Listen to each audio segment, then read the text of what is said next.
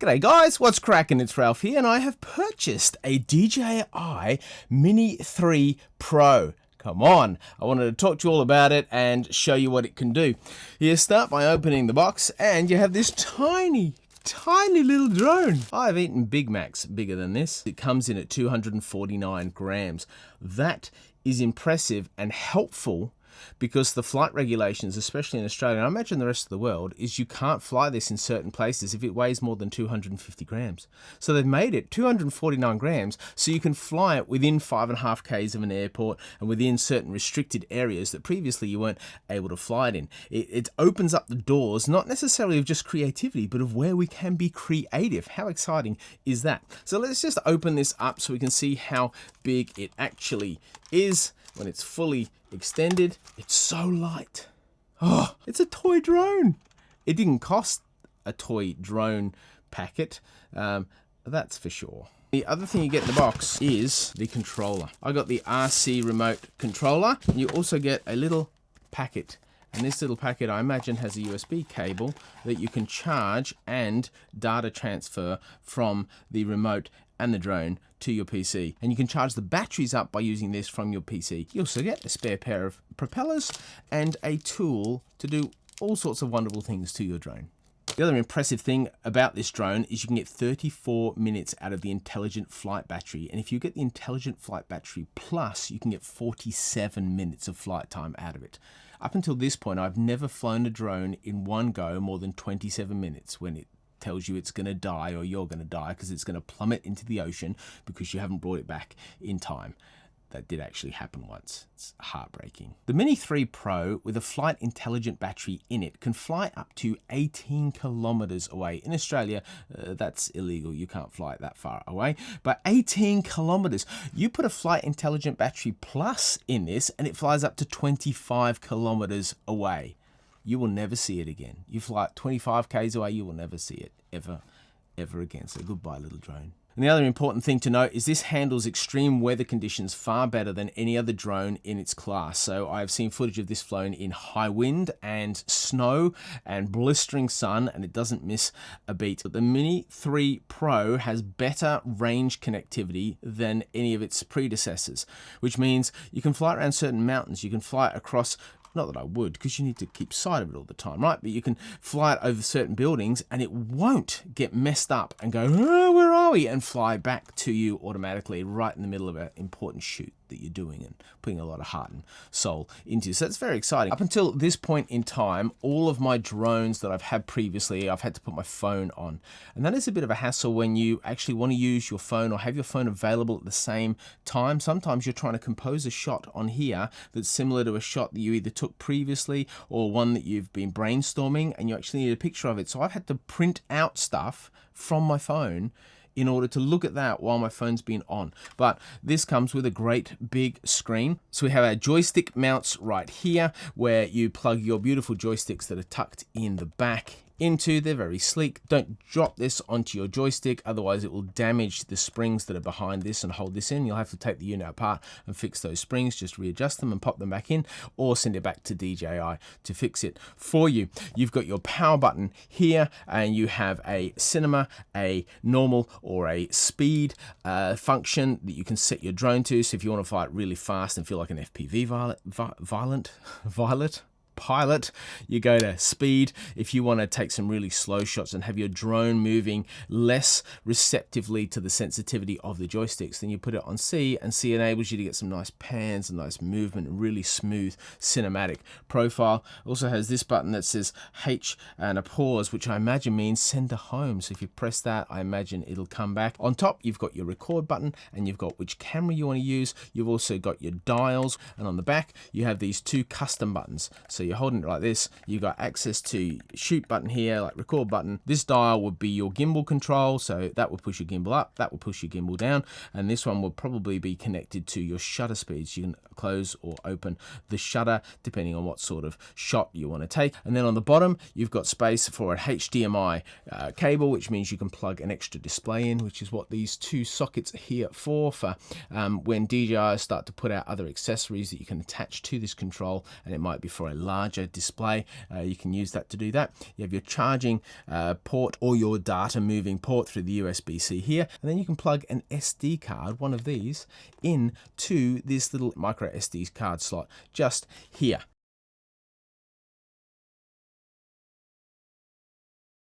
I also chose to get the Fly More Kit Plus. The difference between the Plus and the non-Plus is you get one extra Plus battery. Now, you get a beautiful drone bag that's kind of standard with the Fly More kit, but inside you have a charging bracket that you can plug into USB-C or even a USB out. There's an on and off switch which can charge all three batteries at the same time. It does it sequentially, and one of these batteries is a non-plus and one is a plus, and the plus is heavier than the non-plus.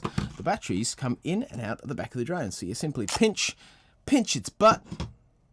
It's PG. Can we say pinch its butt? I'd say pinch its butt to my kids. Yeah, pinch its butt and then slot back in, and it adds weight to the drone. If I actually put the plus battery back in, and this is the plus battery, and I put it in, it feels more, it still feels like a toy. Yeah, I'm pretty keen to play with toys though. In terms of the opening of the gimbal cover, it's got a clip here and you simply pull it off. That's very, very smooth. Has the gimbal in here, it's all locked up. You don't want to muck about with that and touch that unless you're changing the filter on the front. The filters sort of click to the side and pull off, and you put one on. We'll do a filter review as Freewell sends some to me in a couple of weeks. We'll see how that goes. It's a fixed aperture on this drone, and we're good to go with this. Let's have a look at the remote control. All right, I'm going to turn the drone on. Let's hope it doesn't fly around the studio and kill me. I've actually done that before with an FPV drone, so if you're worried about me, you probably should be. It's generally the state that people take. I think the battery's completely flat. I've got to charge the battery before I can do any more. Well, that's disheartening. I realise it's much safer to ship batteries that are dead flat rather than batteries that are, you know, live and raring to go. When the battery charges, it has these lights, so it's choosing to charge the middle one first, has these lights, and when all four lights are full, but you can tell how charged it is, and it's like a quarter. As you take it out, goes to the third place one, starts blinking. You're riveted, aren't you? You're just like, go on, Ralph, get on with it. About to cancel. Stick with me. Oh, it's like looking like in the belly of a cargo ship. So you go click to see how much power's in it, and then you go click hold for it to come alive. And it comes alive. The lights start flashing here, and this won't take off until you give it permission to. We're now going to press go on the controller. So I've gone once and two, pull it down. This is what happens. It goes all flashy, all fancy. It says g'day DJI. Oh, I've got to do a few things to set it up. Bear with me. All right, so we have screen gestures. To go back, you swipe horizontally from the edge of the screen to return to the previous screen. Left dial, just gimbal tilt, and right dial is camera zoom. So on 4K, you can zoom in twice as much. On 2.7, it's 3 times as much. And on full HD, which is 1080p, you can zoom in up to 4 times by just doing this, so zooming in on your shot. Very handy. All right, let's go on. We have record and shutter. So that's half press to autofocus, full press to take a photo. Very fancy. Record is for video. We have our right-handed to return to home is this one, and brake, press to pause flight, and hover is this one. So if I hit that, it'll pause. Obviously switch flight modes by the middle, which is what we've talked about. If we go over, I have custom buttons, which we've talked about. And then if it's solid red here, the aircraft is not connected. If it's solid green, the aircraft is connected, which means these two are connected. Hello, hello. And if it's solid yellow, the firmware update has failed. Oh, that's very encouraging. Status indicator, which is blinks blue, it's linking with the aircraft. Yellow is low battery warning. Control sticks not centered. If it blinks cyan, wow. And if it blinks red, the smart controller temperature is too high. The aircraft battery level is too low. Ooh, it's a lot to think about, isn't it? Optimal transmission distance. You can adjust the antennas, which is like where you point it. I imagine the two front things. And then I can just go to fly DJI. Come on. Mobile device GPS info. Yep, that's all fine. I'm happy with that. Activate DJI device. Agree. One day when drones rule the world, it will be terrifying, won't it? Activation successful. Done. 2 replacements, free 2-way shipping, water damage coverage, and flyaway coverage. So what that means is through DJI Care Refresh is if you lose a drone in the ocean, they will send one back to you, because what used to happen is you had to find the drone and send the drone back. But if you just lose one, they'll send one back to you. And if you lose one on land, they'll send one back to you. I've already thought a lot about this and I'm going to do it. Well, look, you guys know I live in Australia, right? But for the life of me, I can't get DJI Care Refresh to work through the drone in Australia. It won't move out of America. So that is a bummer. It means I can do it, I just have to do it another way. The other interesting thing is it's terrible to type on. You've got to type all your details in, and it's a really narrow, condensed, but elongated keyboard digitally. Touchscreen, it's really, oh gosh, got me juices boiling. Anyway, we'll continue on. So the screen, once you get out of all of that and you still want to fly, by the way, by now my drone has decided to automatically turn off because it's too hot just sitting there. I would take a nap too if I had to wait around for this shenanigans. So I don't need any extra help because I've flown drones before. The connection guide shows me how to do that, which I already understand. And it looks like a photo I took. I don't think it actually is, but anyway. Connection guide, so we're going to do that. It's going to say, can you turn on your drone, please? Next we'll show you how to connect your aircraft for the flight for the first time. So aircraft setup and power on. Unfold the front, done that. Side battery into, yep, done that. Unable to connect because it's not turned on. It's not turned on, so I'm going to turn it on. Ready? Okay, we'll press and then hold down. And look at it. It's firing up. And now this should say, oh, I recognize you. It's been so long. You don't want to say that? Oh. It's on.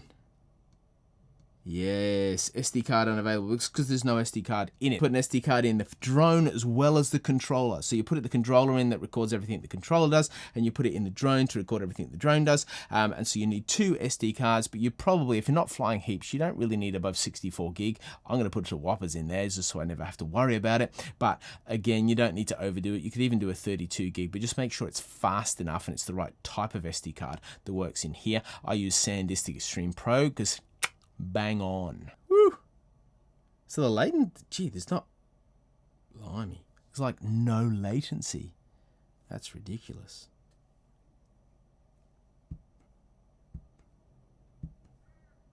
Wow, I'm impressed. So what I want to do now is go into settings and safety, and I look through here. What are we going at? Maximum altitude 120. It's what needs to be here. Maximum distance, I'm just sensible around that. Return to home, I like to put return to home at about 30 meters, because if it's set too high, if it's set to 100 meters, what happens when your battery is low on juice and needs to come back to you, it then ascends to 100 meters over to where you are and then drops. So 30 meters, usually where I am, is pretty free of tree of clears and free of fears.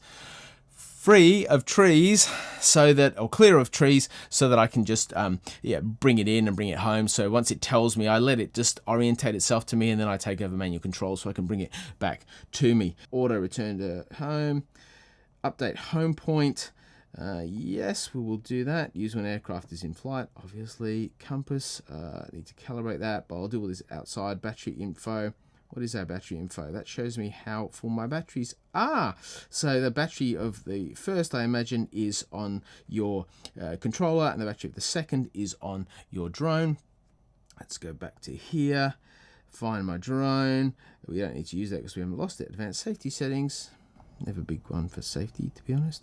I work in metrics. You might work in kilometers or imperial. You can choose your gimbal mode, which is follow mode or FPV mode, so you can have some fun with that. And that means when you're flying it, your gimbal, like, instead of it keeping straight the whole time and stabilized, it actually locks it on with the drone, so you get this feel like so. It's pretty cool. Advanced gimbal settings, which take us to, you can change your pitch speed, your pitch movement, your yaw rotation, your yaw movement. You can change all the indicators of what your gimbal does and how it does it. So you might want to cushion it. Instead of racing around when you're tilting or you're yawing, you can just make it much more smooth and have a bit of a cushion if you choose, and that's how you access that. We can go to gimbal calibration, which we're not going to do right now. Stick mode, so I go mode 2. Mode 2 means that on your right hand, so when you're going right hand with this, up means go higher, lower, turn left, turn right, and this means fly forward, fly back, fly to the right, and fly to the left. That's mode 2, which I'm familiar with, and if you change that on me, I'd just crash the drone. But if you're a gamer, you might use mode 1 or mode 3, and so you need to work out what the best mode is for yourself. Button customization. So you can change your C1 and your C2 on the back, and you can change them to do whatever you like. So you can go here and you can change the controls, you can change the camera settings. You don't have anything in other. You can do the same with the C2. It's the same functions you get to choose from. Your right dial zoom, which is a zoom, you can actually change that to do what I indicated.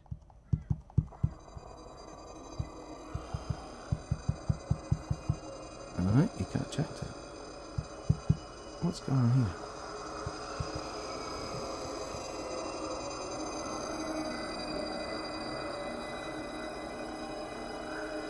What is going on? Well, it would seem that it's non-responsive in a way that it should be responsive, because it was responsive when I was looking at it earlier. So it's become completely unresponsive on the button customization. Here, look at this. Look, it doesn't... Flippin' heck, DJI. Disappointing. I'm gonna have to turn it off. Turn it back on. Better not happen when we're flying. Now, this may be a firmware issue, and I haven't updated the firmware yet, so let's hope that when I do update the firmware, I never have this issue, because the last thing I want is no control over the drone when it's up in the air. We're going control, button customization, and then, yes, see, there we go. All right. So we're back in business. Don't be too deterred if that happens to you. It's just first time use. Lucky I'm not a first-time user, because I'd be ticked. I mean, I'm already a bit ticked, but I'd be super ticked. Anyway, all right, let's go. But what else can I do on this? Oh, see, where's that portrait thing? There we go, portrait. So I can use the back button to go to a vertical shooting rather than just your 16 by 9. You can go by 9 by 16. So great for anything you do, like in shorts on YouTube. Bang on. And my right dial is zoom in and out, but you can change that if you want to, adjusting focal length, adjusting your exposure value, adjusting your shutter speed, or adjusting your ISO. So you can also, if you want to press your C1 button and then move the dial, you can have another function for that. So you can adjust your shutter speed, and again, it's all the same options with that, and I imagine it's exactly the same on this side too. So it's not too complicated. So once you get used to it and they're set in, you're not like driving yourself crazy about what it can do. If you've been wondering what my phone's doing, my phone's actually recording what you can see, because I haven't got an SD card in it yet to make it record itself. RC calibration, power of aircraft and calibrate remote control. I'm not going to do that yet. I'll do that later on. Advanced and flight tutorial. Advanced means you can change what, how you throttle up, how you rudder right, and how you rudder go forward and left and so forth on cine and normal and sport. I would encourage you to stay away from that, especially if you've just got your own drone. If you're a pro, go nuts. But if you're not, just calm the farm and just forget about that one. Let's go camera format. Let's go MB4 color. You can shoot in D-Cinelink, which requires a lot more editing but gives you a much more rich and beautiful image at the end. That's for video. You can choose what coding format. I go H.264. Video subtitles. I'm not sure why you need that. Anti-flicker, you can choose what you have there. Histogram, you can turn on or off. You've got peaking level. You've got overexposure warning, which tells you when you're really overexposed. I think it would just flash white, or something would happen that indicates that. I don't want that or like that. You can choose which overlays you have on your screen. White balance, you have auto or manual. You've got internal storage and then SD card storage. If I go to transmission, it doesn't, I'm not just going to touch that at all. And then about gives me all this information, and I can do my firmware updates right there. Oh, so we've flown through a bit, and I've discovered through the course of making this video that the actual receptivity of this screen and how good it should be and whether it works all the time, it just doesn't. And what I mean by that isn't that it's like hit and miss. It's that sometimes some of the things that should be accessible to you, you simply cannot press on, you cannot touch, which is really quite quite disappointing. And another thing down here, once you're up and running, you can actually touch these and alter these. These are your settings, and this shows you how high you are in the air and how far you are from the actual controller, how far away your drone is, and also how fast it is coming up or down and how fast it is going in a horizontal way. Woo! And there we go. Talk about a crash course in setting up your drone. This video was made for those of you that are thinking about buying one. You're a little bit intimidated about it, so you can kind of woo yourself in, or you've just bought it and you can go, this is how you set it up. The other interesting thing, I just want to add this, it's just it was a rookie mistake that I made that I just want to pass on. The propellers on your drone, they're meant to be just like wangle dangle floppy in the breeze, right? It's when the drone fires up, these start to go brrr, and then they go and it takes off. Often, like this is embarrassing, but my very first drone, I spent an hour searching on the internet to work out if I'd got a dud one, because these weren't like helicopter locked in how I thought they should be. They never should be like that. And you can take your stickers off just by peeling them off, just like that. And just do it carefully. Just grab the tags as it tells you to grab the tags. Oh. And he's free. Little guy's free. And he's ready to roll. I hope that was really helpful, insightful, and for those of you thinking about getting the Mini 3 Pro, here it is. I'm going to make another video about what this can actually do, and I'm also going to make another video about why should you upgrade if you're thinking about upgrading, and that will either cause you to spend a lot of money or help you save a lot of money, whatever is your preference. If you've enjoyed this video, if it's been helpful, please subscribe, like, ring the bell, all that gear. If you want to join the channel, you can explore that down below. Thanks heaps for watching, everybody, and I'll see you in the next video. Woo!